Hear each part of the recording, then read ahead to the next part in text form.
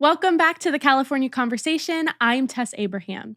I know there is so much happening in the news around California, especially with the LA riots, the immigration protests, the No Kings protests this last weekend, and we are going to cover all of that next week. But this week, I want to focus specifically on a topic that many of you have been asking about, and that is potential increases in gas prices. Now, you may or may not have seen that there's been massive headlines about California potentially reaching $8 per gallon gas prices by 2026. What is fueling this rise in the gas prices in our state? We're going to cover all of it today. But before we get started, make sure to like this video, subscribe to this channel if you haven't already, and ring that notification bell so that you stay up to date on all things California politics. So recently, my husband and I were going through our finances and we were looking at it since the time that we have gotten married, which has been a few years. And we were shocked at the amount of money that we have spent on gas, even just over 2 or 3 years. And the reason that it's shocking is because we don't even commute. We normally work from home. And so we don't have the daily drive into an office that many people across our state would have. And we still felt like we were spending a lot of money just on gas. Why am I telling you about my finances? Well, as I mentioned before, California is gearing up for massive increases in gas prices, and you need to be aware of it. The most recent headlines are announcing that gas prices could hit $8.43 per gallon by 2026. And even by California standards, that is insane. That is so much money per gallon for gas. So what in the world is going on? Why are prices potentially increasing? Well, the answer really comes down to, once again, the basic laws of supply and demand. Somehow that doesn't surprise me. Our gas supply is set to decrease. Why is it decreasing? Well, there are 2 oil refineries in our state that are going to be shut down over the next 2 years. The first is Phillips 66, which is in Los Angeles.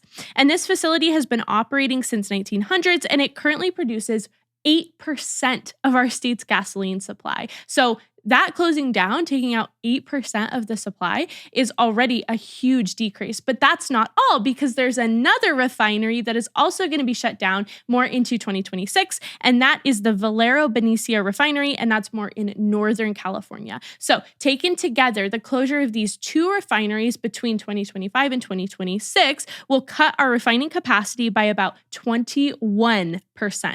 That is shocking. That is huge. That is so much supply. And really, our demand is not following suit because Californians are still driving. We still need gasoline. We're not going to shift to mostly EVs in the next 2 years to where gasoline is obsolete. That's ridiculous. So people still need to go to the pump and buy gas, but now we have much less supply. That means that prices go up. This isn't a new problem for California. In fact, back in the 1980s, we had about 50 refineries in our state, but as of today, we only have 14. That's a huge decrease. That's a 72% decrease just in the last 50 years. Plus, with the closure of these 2 refineries, that will put us down to just 12. So we have to ask the question then, why are refineries being closed? What is behind actually closing these down if we still have demand for gasoline? To no one's surprise, this all boils down to policy, as every issue in California seems to do. Let's go through it. Starting as far back as 1992, our state introduced the Cleaner Burning Gasoline Program. Essentially what this did is this mandated how gasoline had to be processed and what could be in it, because California wanted to set the standard across the nation for having the cleanest gasoline and really trying to reduce air pollution by ensuring that the very thing that's being burned, gasoline at its very source, is clean to begin with. The result is that California does have the cleanest gasoline across the nation, but we also have the most expensive gasoline to produce. Win some, lose some. If you've ever wondered why gasoline is consistently more expensive in California, this is one major reason why. Just the very cost to produce our gasoline is significantly more than other states because of the regulations around what can be in it.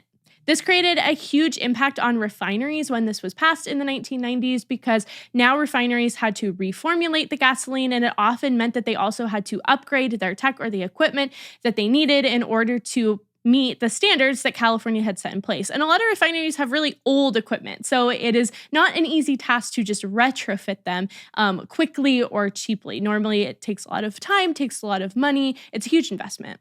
And then the biggest problem with reformulating our gasoline is that this creates a fuel island because now we can't just import gasoline from other states because other states' gas doesn't meet the same standards that California's gas does. So really now we've isolated ourselves away from doing commerce with other states and say that we either have to create it or we have to import it and then make a lot of changes to it. And so it becomes a lot more expensive. Plus, this is why we have a lot of volatility in California with gas prices, because if one refinery goes down or there's an outage, then suddenly we have a shortage and we can't just rely on other states or importing oil as easily as other states could do the same thing. So this means that our gas prices are more likely to spike or fall just depending on the supply that we have on hand. So that was the 1990s, but then things continued on in this path. And so in 2006, the Global Warming Solutions Act was passed, also known as Assembly Bill 32. And what this did is it committed our state to reducing greenhouse gas emissions back to 1990 levels by 2020. And it did this through implementing a few different strategies. The first was cap and trade. That's basically where companies pay a fee in order to emit carbon. There was also what's known as the Renewable Portfolio Standard, and that requires utility companies to use a certain amount of renewable energy. And then lastly, there were energy efficiency mandates. And that basically just means that there are certain building codes or appliance standards that are tightened to cut down energy use. The main thing to take away from that is just that there's a lot of regulations around energy use, and there's a lot of regulations mostly for environmental impact and trying to cut down emissions, which always will tie back to affecting things like gasoline. And I'll be honest, keeping up with all of the climate and environmental policies across our state is really hard to do. It can be really complicated and even exhausting. But the good news is that with companies like 7 Weeks Coffee, you can stay up to date, you can power through the exhaustion, and you can stay informed on what's happening across our state. 7 Weeks Coffee is a family-owned company with the mission to live out their Christian values in the marketplace while still producing a high-quality product for you and me to enjoy. Did you know that most coffee producers sell coffee that is laden with mold or chemicals, and usually they pay their farmers mere pennies on the dollar?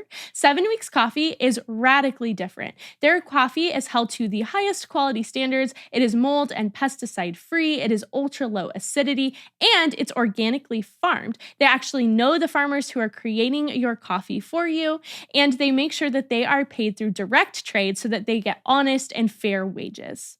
But the best part is their mission. Did you know that at 7 weeks in utero, a baby is the size of a coffee bean and a heartbeat is clearly detectable? 7 Weeks Coffee actually makes sure that 10% of their sales go directly towards supporting pro-life organizations across the United States, supporting moms and babies in need. So, if you love coffee and you love babies, you should use my discount code TESSABRAHAM at checkout to get 10% off your order. Instead of grabbing coffee from Starbucks or other major coffee companies who are directly opposed to your values, you should support 7 Weeks Coffee. So, if you're ready to make the switch, click the link below or use my discount code TESSABRAHAM at checkout to get 10% off and to support the show. But getting back to California's gas prices, let's fast forward to today. Just last year, California introduced a new assembly bill that requires new inventory mandates for refineries. Essentially, what this means is that certain refineries have to make sure that they mandate a certain level of stockpiles of gas. And what they're trying to do with that is really trying to reduce a lot of the volatility that we talked about that is inherent to California because of usually a lack of supply or inability to get gas from other states. And so by having a stockpile, if something happened in the refinery, if it needed to close down temporarily for whatever reason, it would still have a stockpile of fuel that could be sent out to consumers, and it would help to make sure that prices don't increase at the drop of a hat.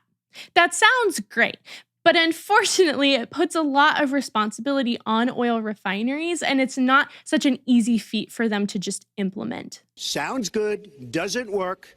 One example of a constraint that it puts on refineries is really just space. I mean, if you think about it, these refineries are old. They were built 50 to 100 years ago, and so a lot of them don't just have massive space in mind in order to be able to maintain a stockpile that they were never required to have. So now refineries need to be retrofitted or expanded in order to make sure that they can maintain the proper stockpiles. It also means that they have a lot less flexibility. Part of the assembly bill says that if a refinery needs to shut down, even just for a day for whatever reason, they have to get approval, they have to give notice. And so suddenly there's a lot less flexibility in their operations, which also means that it's really hard to work in volatile environments. Sometimes you need to be able to make decisions at the drop of a hat, but suddenly they aren't able to do that. And so there's a lot more regulatory burden. And really, the biggest issue is it's just signaling that California is becoming an ever increasingly more difficult place for oil refineries to operate. And so for a lot of refiners, they would rather choose to shut down operations than spend a bunch of money on retrofitting their refineries and on trying to keep up with the new changing laws and regulations that could get them in massive trouble. I mean, some of these penalties are $1 million fines per every day that they are not compliant. That's a serious thing that refiners have to take into consideration when considering whether or not they're going to continue doing business in a state like California. So, to sum up what we think about all of these policies, most of them were enacted with the ideal that we want to try to make sure that we are promoting positive environmental change. It's trying to reduce the negative impacts of man-made climate change as politicians see it in California. But unfortunately, it's created a hostile environment for businesses like oil refineries to be able to operate, which will always pass down to the consumer. With rising costs and more restrictions and laws and limited profitability, it makes sense that refineries like Phillips 66 or like Valero are choosing to instead just close down. And that's how we get to $8 per gallon of gas in California, because now again, we have that much less supply. And I really can't blame them for wanting to close down.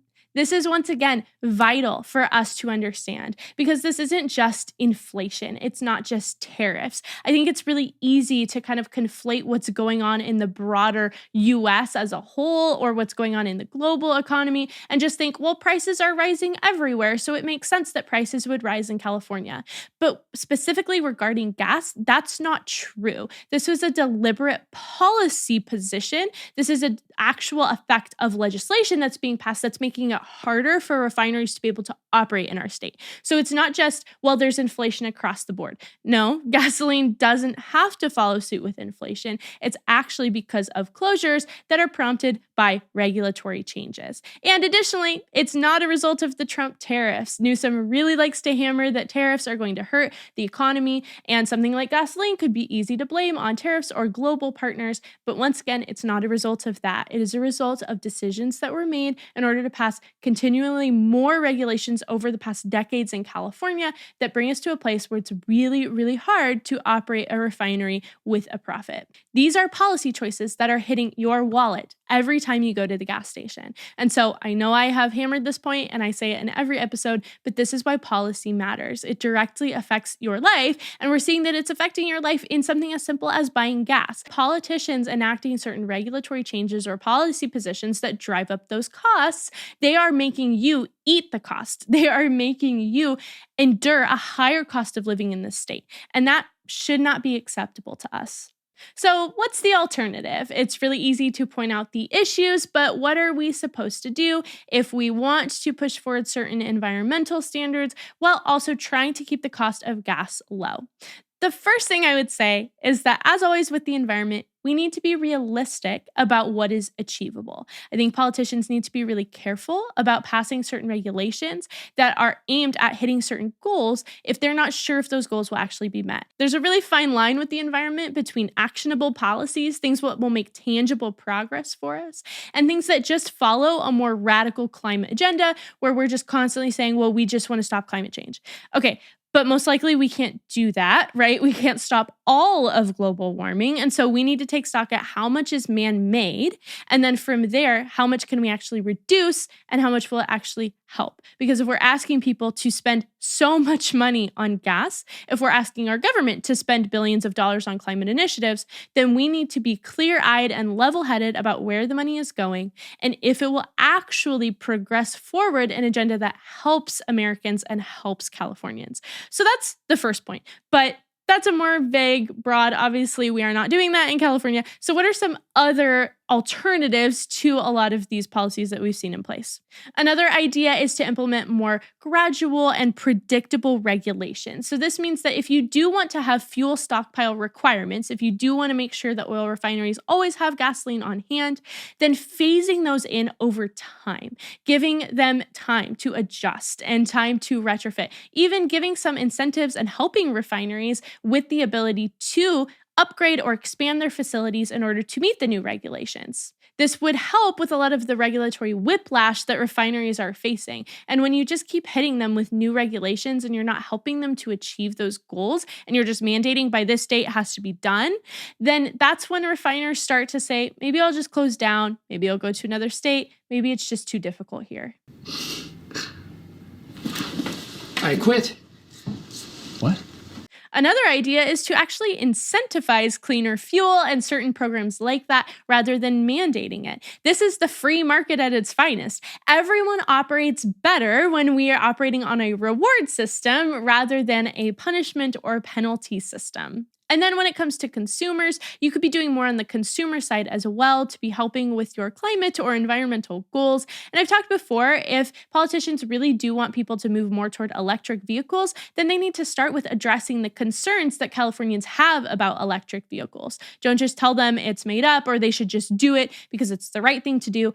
Actually address it and try to work with companies to help make the products better so that you, again, incentivize and use the free market so that consumers want to take part in reaching those goals. But just mandating things doesn't seem to be the best tactic.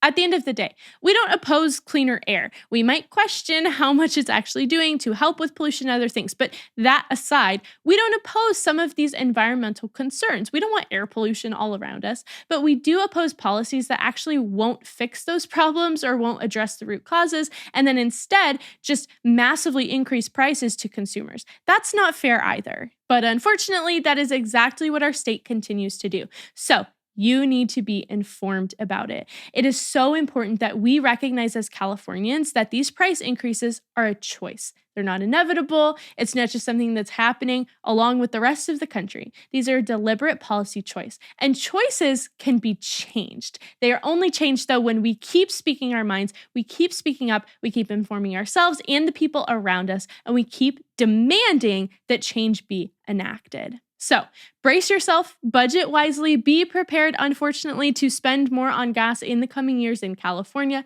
but also be resolved that armed with the facts, you can demand real and effective change. Thank you so much for joining me here today. I hope it was helpful for you as you navigate life in our state and that you even learned something new. You can follow me on social media at It's Tess Abraham, and I'll see you back here next week for another episode of the California Conversation.